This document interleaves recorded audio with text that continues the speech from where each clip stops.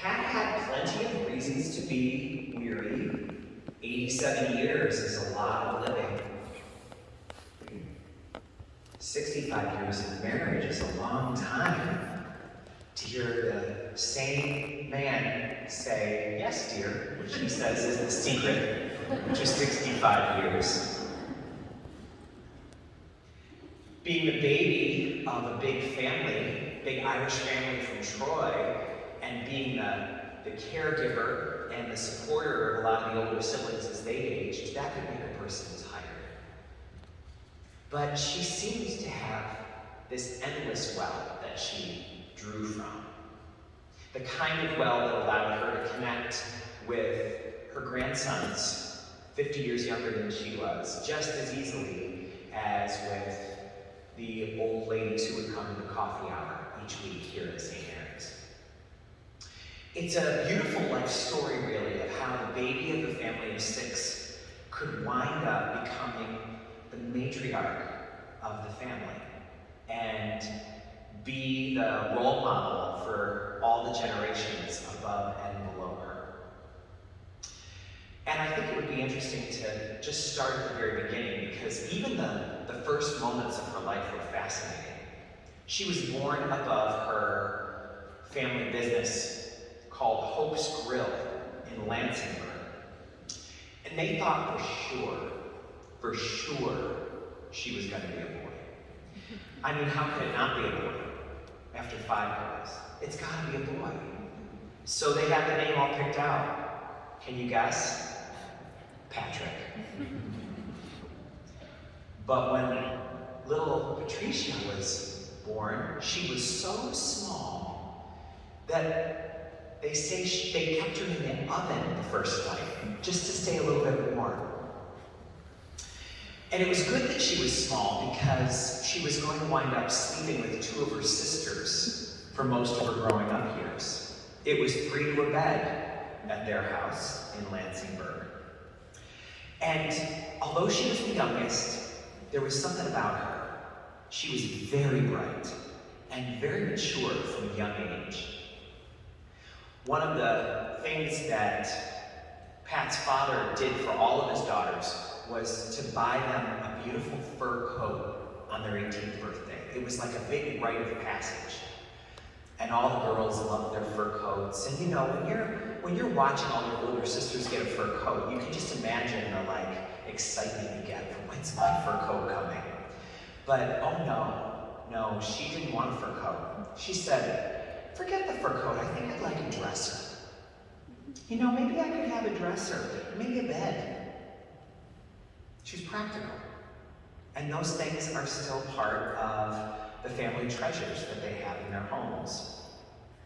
She wound up taking the civil service exam and was accepted as a stenographer and worked her way up, because she was always among the brightest in the pool. And that's when Tom, who was also working in that agency, noticed her from afar. But noticing her was all he could do, because it wasn't long after that he wound up going to the army for 2 years during Korea. But that was all right. He kept her in mind. And God had a plan to bring them together, because this young professional woman from Troy had a dear friend in the office up at the state who lived in Coxsackie, of all places. And so she ran into Tom when he was back from the army. And they connected. Not much came of it, but he got up his courage to see if he could take her to a really memorable dinner. And what could be more memorable for 2 Irish kids than to go to Jack's on State Street in Albany on St. Patrick's Day? That's pretty good. And so that was always their place.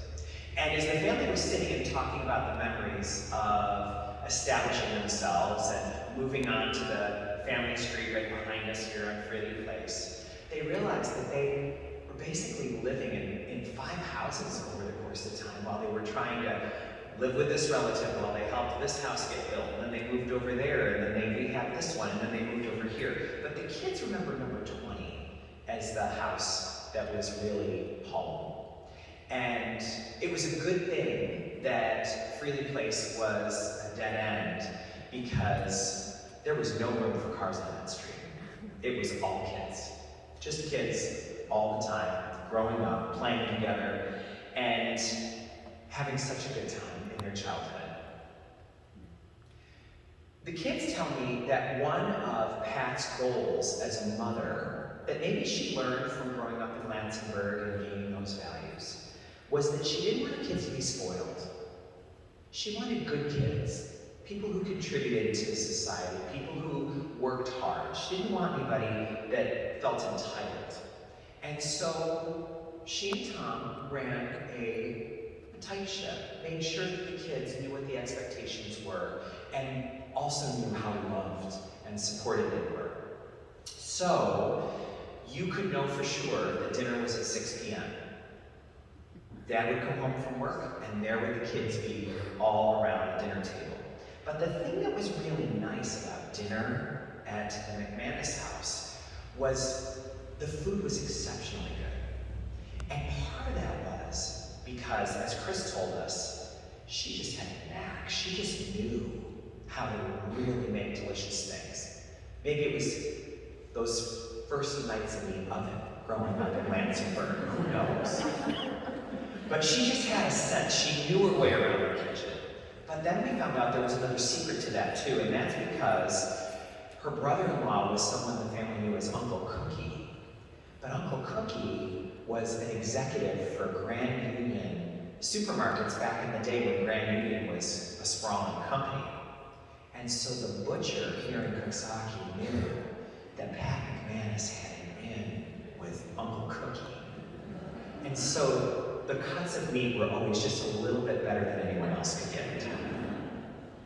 And so they have all these great memories of these meals around the table and Thanksgivings that were 37 people deep in a little house on Freely Place. And so as these years progressed and Tom and Pat raised their children, who then wound up moving up with them to Henriksen Heights and then going off onto lives of their own, we got to see a whole new chapter of Pat when her grandsons came along. And all of a sudden, Pat and Tom became Gamma and Tata. It turns out there's actually an aviation magazine that still comes to Tom regularly, where the mailing label says it goes to Tata McManus. One of the things that people in town have commented to me again and again, those who worked with the grandsons through youth ministry like Bob, MJ Willis, who got to spend a lot of time with the family, was that the relationship between Gamma and her grandsons was really special. You know, you heard Chris talking about playing cards with Gamma and about how much fun it was to spend time with her. And when you think of a 9-year-old playing cards with his grandmother, it's a very sweet image. But how about a 15-year-old? How about a 17-year-old? How about a 23-year-old who wanted nothing more than to spend time with their grandmother? Time with Gamma was so special to them. And one of the things that people have told me from town is there was a light in those grandsons' eyes looking at her. They just loved her, just idolized her, just enjoyed every minute of her. Wouldn't you say that it takes a special something to capture the hearts of teenage boys with that kind of admiration? But I'm told that what they saw is what everyone in town saw. Just this incredible goodness that she had, mixed together with a great personality, a lot of fun, and a desire to live life in a way that was serious enough to show that it was important, but relaxed enough to show that it wasn't all serious business. Tom said that the thing he admired most about his wife of 65 years was, he said, I just watched her over the years have a knack for knowing what was the right next thing to do. She just always knew the right next thing. She always was thinking about the way to serve the community best. And this church benefited from her work and commitment so much. Father Moyna just was visiting with the family over at the funeral home, and he came to chat with me about how important she was over the years. That when the coffee hour in the 80s had kind of fallen apart, and this great tradition that St. Mary's had kind of fallen on hard times, he approached Pat and said, "Do you suppose that you would be willing to work on maybe getting that coffee hour revived?" And of course Pat was up for that. She loved gathering people together, and she loved providing for people, so she got some of the ladies from the parish together. And although we're not practicing it right now during coronavirus time, that coffee hour is an amazing feat of nature here. Do you know that when newcomers come to St. Mary's and we tell them, "Oh, we have a coffee hour after every Mass"? Oh, of course. You just go right downstairs and it's all there. They just can't believe it. It's such a vibrant thing for a community to have. She was so involved in things here. The Altar Rosary Society back in the days when there were big events that they did. Christmas fairs and dinners and events. I was told that they always knew that she was involved in something. Her family wouldn't always remember what it was, but there was always a roll of raffle tickets around somewhere. She was always trying to sell 50-50 or do something like that. She was always baking or cooking for some event at the church. Maybe she was going to add something to the coffee hour. Or maybe it was summertime and the Vacation Bible School kids were doing their little skits in Maria Hall, and she would come over with fresh things that she could offer them during the break. I am told that her family noticed always that she had an unusual gift of compassion for people who were struggling. She had a real ability to kind of tap in, drill down into the pain that people were having, and it allowed her to be so sincere in the way that she comforted people. As they have gone through her things over the past few weeks and months, they have seen all of the mail that she gets from charities. Because she gave so generously, she wound up getting on every mailing list there could be. And they have found cards that she saved that expressed from people in the family and the community just how much she did for them and meant to them. Cards that say, "You were an absolute angel to my mom, and I am so grateful for you." Things that said, "Thank you so much for being there for me during that time." Whenever anyone was struggling, she was always tapped right into it. And I'm told that that was one of the blessings of having Pat be the baby of the family, because all of those sisters got to receive Pat's loving attention. Because she was the youngest, she was often the one in the best health and could go and be with them during their struggles. And now she leaves us, leaving just one sister behind. The engine behind all of this, the fuel that fed her, was her faith. And I think she would want us to be very clear about that. That it wasn't that she had some secret gift that you can't know about that allowed her to be the person that people loved so much. It's not a secret. It was done right here. Just like I'm sure there's a trick to the chocolate chips in the bottom of those muffins. She had a real knack for knowing where to get her strength. And it was right here. It was right at St. Mary's.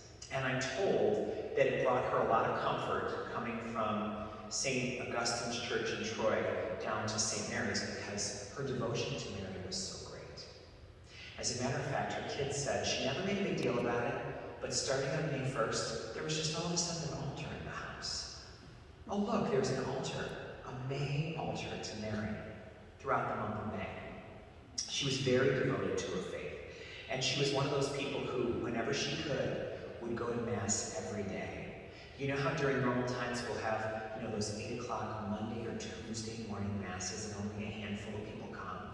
She was in that handful. And she would bring Tom along with her, but people wouldn't always know that they were a couple because they came separately. She wanted to walk there, especially when they were doing it in Florida, Barefoot Bay, where they spent 20 winters enjoying life together. She wanted to go for her walk, and Tom wasn't so sure that would be his choice. So she would walk ahead, and then he would drive behind and join her. People probably thought they were two singles having an affair or something. and his daughters were asking me the other day when we were talking about that, well, so did you take her home at the end? He said, of course I did. I took her home at the end. She only walked all the way there. But that practice of faith, there's no substitute for it. It's kind of like how really good soccer players practice drills all the time. Really good basketball players spend a lot of time in the gym when no one else is there. That was her. She practiced it like a sport. And it was good that she did, because the challenges that she faced ahead were difficult for her and for everyone. Her family knows how she faced them. What she's left behind is endless prayer cards and books and items that show that faith was so important to her, and something that she was so blessed to share with Tom. The two of them together, 65 faithful years of life together and in this house. There is no way to candy coat how difficult dementia is for someone who suffers it or for the family members that deal with it. And a lot of us here have had that in our families, and we know only too well how hard it is to say goodbye so slowly over time to so many of the parts of our loved ones that we love so much. But there is something really deeply spiritually rich for us to consider when we consider how much we loved Pat and how hard it is to think back over how the past 10 years really took from her so much of what we remember being such a key part to her. The deep spiritual blessing for us is the awareness as we give her back to God now, as we send her home, that it was never about the cookies or the muffins. It was never about the Sunday roasts or about the committees that she joined or led. It was never about the way she helped take care of other people or the way that she made things special. It was not anything that she said or did. It was just her. And the way we know that's true is when her illness took away her ability to remember the things that used to come like that to her. When she couldn't cook anymore, when she couldn't always understand what was going on, when she maybe sometimes didn't recognize people who were once just the center of her life. We got to know in a deep, deep way. We don't need her to do or be anything other than who she is. We love her to pieces without having to say a word, without having to get up and cook us a thing, without having to have a special talent or a way of holding her smile or a turn of phrase of any kind. We just love Pat for Pat. And these past 10 years have given us a chance to know that. Maybe to glimpse what it means to see as God sees, not needing us to be anything different than what we were created to be. So we take Jesus at his word today as he says to Pat and to us, come to me. It's been a long 10 years. You've had to give up so much. But come to me. You've been laboring and you've been burdened, and it's been hard on you and hard on those who love you. So come and let me give you rest. Take my yoke upon you. Learn from me. Come see that all of the promises that I've ever made to you are true. And come meet your mother and our mother. Come see her in person. Come be a part of this great banquet with cuts that are even better than the one that Uncle Cookie got for us. And let us spend eternity